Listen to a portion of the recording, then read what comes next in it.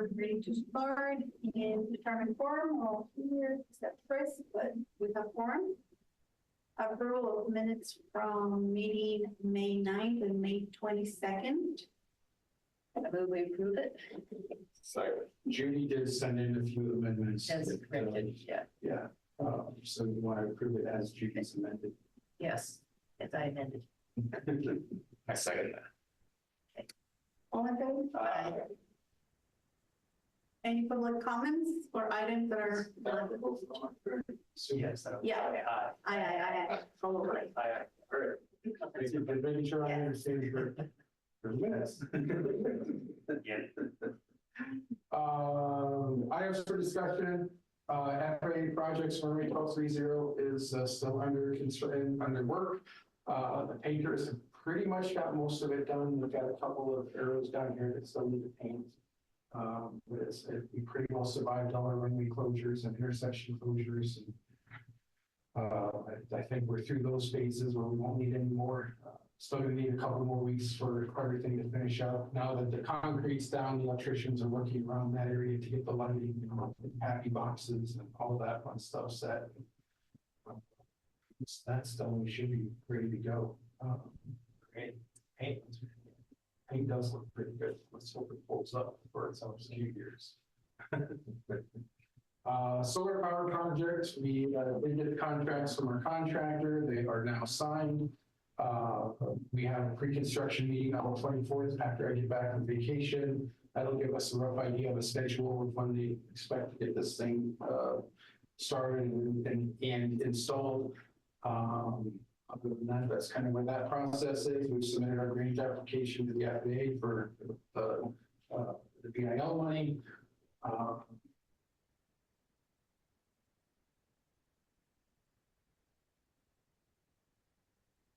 Everything else, DOT projects, everything we had open is complete. We are going to work on some closing out documents. So there's going to be some final reimbursement requests for the brickwork and a little bit of money left in the signage that we had designed but didn't actually do. Well, other than that, since we don't have any projects, we didn't apply for anything this spring. It'll be a quiet season. We're in this fall. We're preparing for the big. There we go. This fall we'll apply for the next round of ATP money for the terminal project.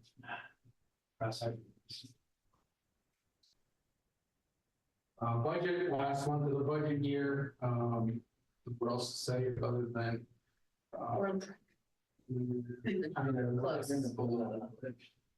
that thing when that shorted out and blew up, that really hurt us. When we had a hanging door, it really see that it also really hurt us. Otherwise, How much did it 82 of them, about 12 grand.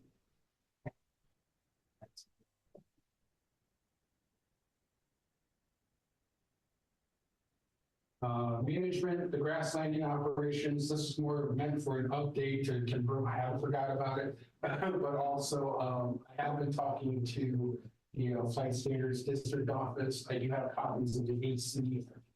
There's really not a whole lot of guidance out there for how this process works. It's basically you request it and FSDO is supposed to come out and do a safety assessment. But the guys I'm talking to at FSDO and Ankeny are just as clueless as anybody else. They haven't done anything. They're not like, these aren't the ACs we're typically dealing with.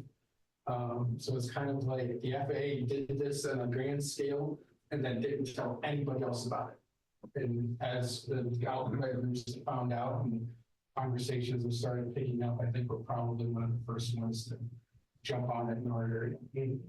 Are there other places that have that type of mandates that are smaller places? Not that I've seen. Like there's Across the country, places. not. I haven't looked that far. I did post something to our airport executives earlier this week. That message board to be like, hey, we're looking at this. Has anybody else done this? I did have some feedback from an airport in Minnesota, but they're a 139 airport that has like an agreement with the ATC tower and like for operations to happen, but it's not really relevant to us. So we're working on it. That's the best I got for you. It's really. Fill me in on that because I missed that.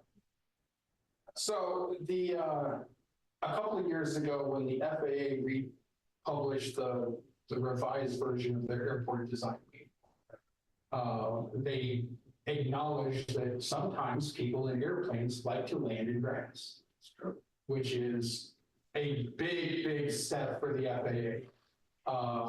The idea being when you have a paved runway, Citagrias and Cubs and Stearmans and other things with the big tires that like to land in grass will sidestep and land in the grass. Everybody does it on a, we didn't see it kind of thing. And if you break it, you buy it, and then you have to explain to the FAA, well, why you weren't landing on the runway. This is the process that we can kind of formalize people landing in the grass. We have to take care of the area. And then if something happens, everybody's covered with regulations and insurance, things like that. Develop actual grass runway. We don't develop like a formal runway. It's just we take care of the edges a little bit better. We make sure they're rolled. We make sure there's no holes in them, no gopher holes, things like that. And then we supposedly designate the area that these operations are. Orange markers or. I'm not 100% sure what we have to do. That's part of this process of figuring out what exactly we'll need to do. But in general, yeah, at the end of the day, the hope is we'll have a couple of areas around the airport, one along 725 and one along 1230 that, like, if you want to land in the grass, there's your area. That would help because we have a lot of those type of planes landing here anyway, Yeah, and smaller. yeah. Yeah, I searched out airports with grass, so I would. It might- If I was out of town. I don't think I visit just because of that grass. So that's yeah, rather than doing the formal runway, which the airport commission many years ago looked into and it was marginal at best. This one, I think we can accomplish the same effect without having to incur a lot more cost or take up ground that could be developed for other purposes. Well, I think it removes the need to like do all the like spacing. Yeah. So it just makes it lets you use the grass near a established runway without having to qualify it like a full. Yeah, so what we're looking at basically is being essentially landing in the grass like right here. And then in between the taxiway and parallel runway here. I know folks have been landing here. People have used that. The problem is with our runway work, we're putting a PAPI box right here. Yeah. So that's gonna kind of kill that option.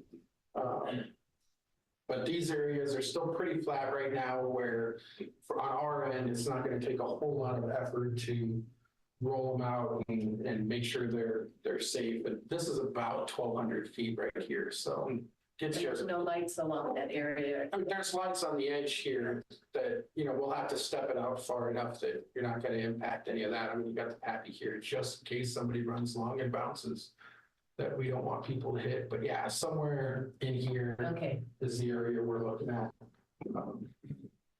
and will the lights help? I mean, they're towards the runway, but would they also help so that when they're landing, they can see those lights? I think in general, these are daytime use anyway. So like, and these, Oh, okay. yeah, you're not landing in the grass at night. There's a few places you can, but yeah. Yeah, unless it's a lit grass runway. Yeah. But generally at night, you're You wouldn't laying be- on the hard surface. Okay. Why is the preference to land on grass? It saves the tires dramatically. It's a lot more fun. It makes you look good. It's really hard to plan hard. So if you plan a little bit side, they're coming in like this, and things like this. And on the pavement, on the grass, just, wow, get along. Okay. That's a pretty short area, so it wouldn't be used by our 172s. Anyway, okay, It would be mostly tail wheel. okay. Good, all right, thanks. A lot of them have fun as far as. Yeah, I've never had a problem with it, so it's always been, you break it, you get by it, and I've never seen anyone land on. I've seen it just hit me. not often, they usually don't do it when they know I'm around, because then it might cause issues, but, yeah, people do it. Even, Events, things are progressing throughout the schedule. I think this is the first regular meeting we had since the Young Eagles event. It was down. I mean, the numbers were down. We only flew like 35 people, kids. And they had a full sign up again. And it's one of those things where I don't know how to get them to understand that we need to figure that part out. Like early signups are great because it gives you, like, you know how many seats you have, you know how long you're going to be running, you know how many people you can take up, but there's no opportunity to fill the gaps when people don't show up, which is what's happening. And it happened last year to some degree, and it happened this year to a bigger degree. And, you know, when you're only flying 30 kids, you start having pilots that are, is it worth it? Right. So that's probably a conversation we're gonna have over the next year. And I always thought the EAA's focus on this young people thing is kind of strange. And it's not like all these people are gonna go out to become pilots. It's like it's airplane. yeah, it's a free airplane ride, but you get people to the airport that normally wouldn't be at the airport, and you get to expose them to aviation and the benefits of having an airport while they're here. It's a PR thing, Yeah, not Yeah, necessarily. well, not for pilot. us. and you know, the one kid out of 100 that turns out to be a pilot, great. I did it for a while, you know, I served as a pilot for several years. Most of the kids weren't interested, they were just, I've had several of them. they put 3 at my room beside me. Yeah. See that, all they just, you know, Yeah, riot in the backseat, kicking and punching each other. Okay. my nephew. Well, my nephew was like that because the first year he got to do it, it was in somebody's very easy, which, you know, you can grab the controls and the Yeah. pilot let him. Yeah. And then the second year he did it, he was in like that. He was in a 172 and he got shoved in the back, and it's just like, he had no interest. Right. But give him controls, he's happy. Yeah. And he did good. And I think that's part of it too, where you lose some of that experience. Like it should. Yeah. It doesn't need to be like a full introductory flight, but it should be almost like it. You know, let the kids fly airplanes where the kids can have a seat at controls and manipulate the airplane. My son got to do it, was so excited about it. Yeah. Because just going up for right, it's fun. If you like aviation, it's fine. If you're just man, then it's not going to be a good time. You know, friends who doesn't that Yeah. situation, it's great. Other than that, the next big event is the drive-in movie the week after 4th of July. That is Barbie. So come on out, have a Barbie party. I don't know. Pancake breakfast at the end of August. And that rounds out our calendar. Ben had something else going on tonight, so when he asked about having somebody else come in, I was like, but he did offer. Otherwise, Jet Air, the maintenance reports in the packet, a lot of grass mowing, a few maintenance items. I know they've been working quite a bit on lights. They've been working on the asphalt area over here at the service drive that was all chunked up, and pulling that out and replacing it. Tree limbs and more tree limbs and mowing, and they're getting there. They're learning. Jenner's had a lot of new people on the summer shift this year that they're understanding the cycle now. I think doing a better job now than they did at the start. They realized just how quickly stuff was going to grow up on them. What happened with the trees that were dead over here? Did they remove them?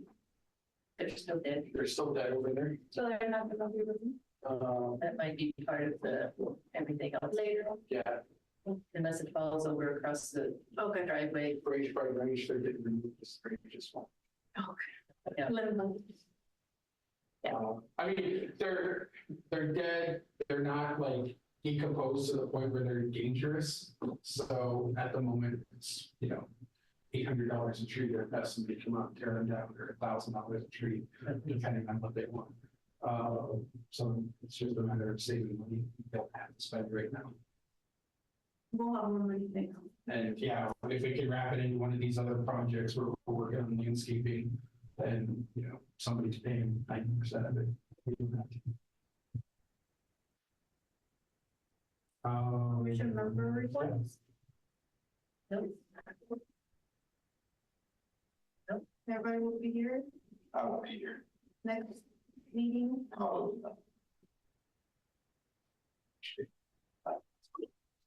I should be here. I should be. We should have, okay. Chris did the same thing, but I'm being- Are we having voting things? Next month. Next month is the official change of officers, so that'll be part of the agenda next month. And staff report, you're going to. We're on vacation. I'm out for a week. I'll try. I'm going to South Dakota, so I don't know how cool it's stay. And Look at the weather. At least the last couple of days, it's been, a good 5-10 degrees cooler up there than it has down here. So we'll see. probably not as humid. Yeah. Other than that, emergency contact, I don't know what cell phone coverage is like over where I'm gonna be, but, I've pointed everybody to either Matt or Jennifer for emergency contacts. And we have our book that Yeah. we put together. So That we're was gonna need covered by my that. office. Wouldn't have been covered. We don't need to use the book. Other than that, I'll be calling Judy. I know. and then in July, at the end of July, first part of August, from,